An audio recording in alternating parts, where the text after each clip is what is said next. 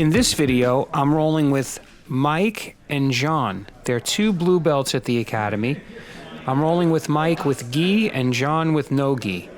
Both are bigger than me, stronger, younger. Thankfully, I'm more handsome.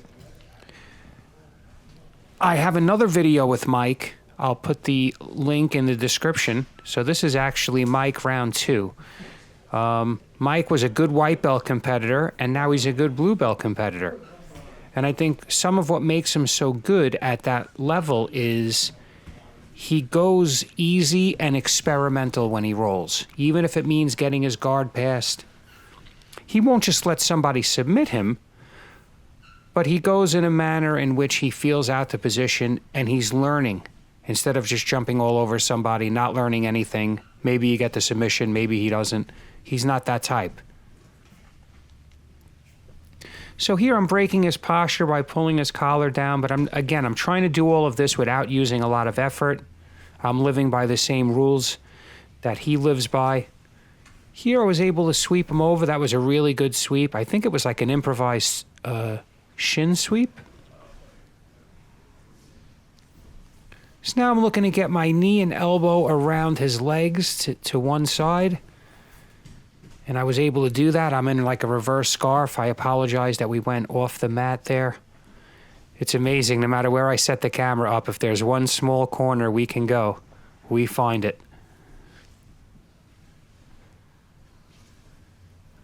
So I really like training with him. He's bigger and stronger. Again, doesn't use a lot of strength. Very technique driven. Even if it means getting his guard passed or losing the position, which is basically what's happening now. Now I'm threatening the Kimura. It's really hard to get on him because, again, he's strong, he's young. He's probably in his early 20s. I can't believe I'm going to say this, but I could probably be his father. If I had kids in my 20s, early 20s, which I suggest, but that's another topic. So here I'm in side control. I'm blocking his hip with my left arm. I'm looking for like a paper cutter choke. I'm looking to pretend I'm doing a paper cutter choke, and when he gave me the arm to defend, I was going to arm bar him. Then I switched to the other arm. Now he's trying to sneak out, but I have a good control on his pant leg. I'm not pressuring him. I'm kind of want him to sit up. Here he surprised me by rolling back. And the funny thing is he's done that before, and I fell for it again. So he's got a good inversion there. It's good to be young and flexible.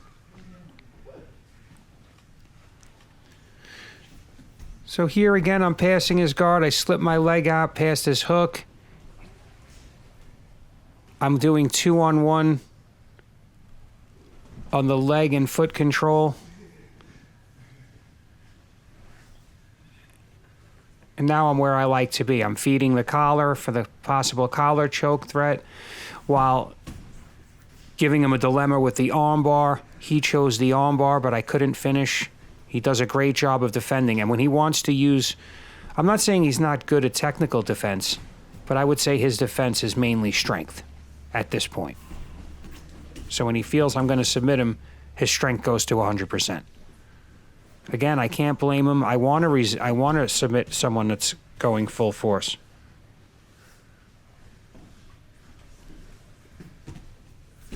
Or at least I should know what that feels like.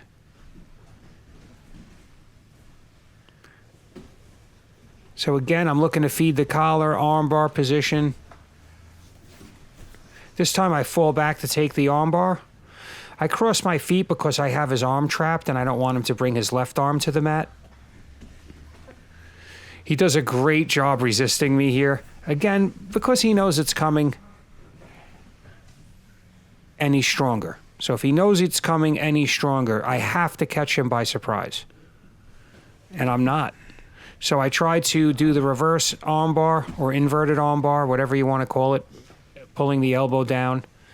And when he went to defend, I tried to take the traditional armbar again. So I'm trying to make dilemmas that trick him into giving me the armbar. Because again, he knows it's coming. He's a blue belt.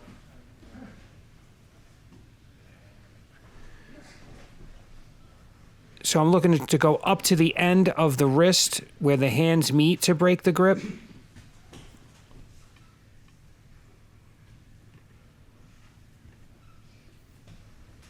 I have my legs heavy. I don't want him to get out. So here he's holding the inside of his pant leg to prevent it and trying to get up at the same time. Here I was able to balance myself again with both hands behind my back because I knew he wasn't going to be able to come up from my legs.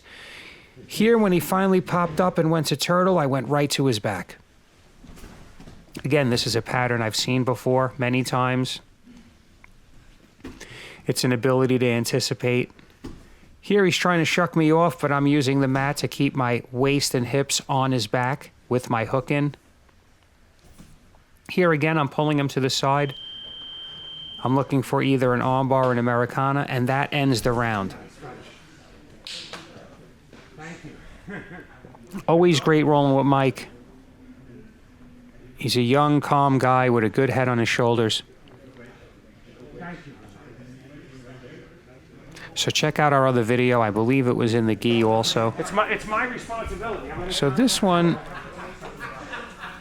I'm going with John. John is another big, strong sanitation worker. Now, he's really big, though.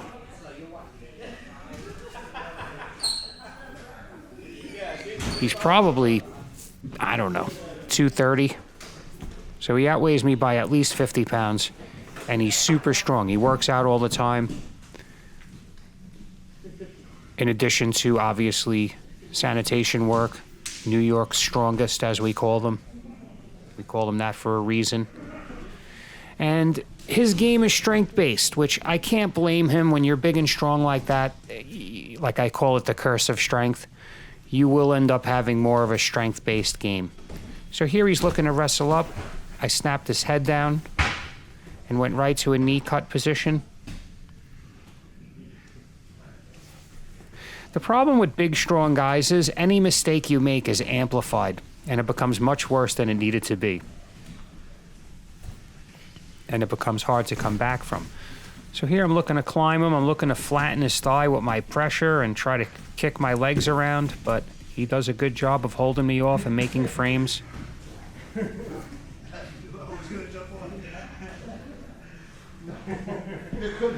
You know, people say don't, roll with very big guys, choose your partners wisely if he uses a lot of pressure and this and that, but that might be true. Maybe not every roll, but you should occasionally roll with a big guy, a new guy, a spaz, Really? a jock. So you want this underhook? Come up. Yeah, go. A big crazy black belt that's just going to destroy you. You should roll with them sometimes, just not all the time. So there I showed him a great sweep from that position that I thought would work well for him. Well, actually, we were here. I'm not a coach at the school. People ask me. I just like to give a lot of unsolicited advice. That's a joke, but serious as well. So there he pinned my legs. This is like his main pass. He wants to pin your legs, use all his strength and pressure. But the problem is, especially in no-gi, it's easy for me to slither away. Relatively. So again, if I wanted to do more, if I wanted to fight harder, if I wanted to try to stand up, these are all things that would be options. But I don't want to use a lot of effort. So as you can see, we're several minutes into the round. This isn't my first round, and I'm not breathing heavy. So there I threatened the north-south choke, no-arm triangle. The north-south no-arm triangle, not the north-south choke. So that was good the way he switched to reverse scarf. To scarf. I'm very comfortable here. I think you've all seen me here before. Someone was recently recommended on one of my threads to grab that arm the way he had my wrist grabbed, but as I just proved, it doesn't really do anything to control me. I don't want him to grab my head with his right arm. I'm going to prevent that. So there I'm looking to get my hooks in so I could spin out, like on my spinning hook escape, my magical spinning hook escape that I always do from this position.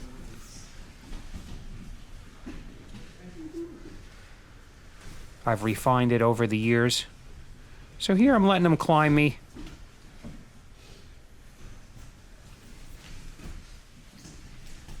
And there I was able to kick his leg off, and then he had to switch position to maintain top. But as you can see, it's a lot of work for him to stay on top. And really not much work for me. So here, this is a great back take. I was able to get into a dogfight position.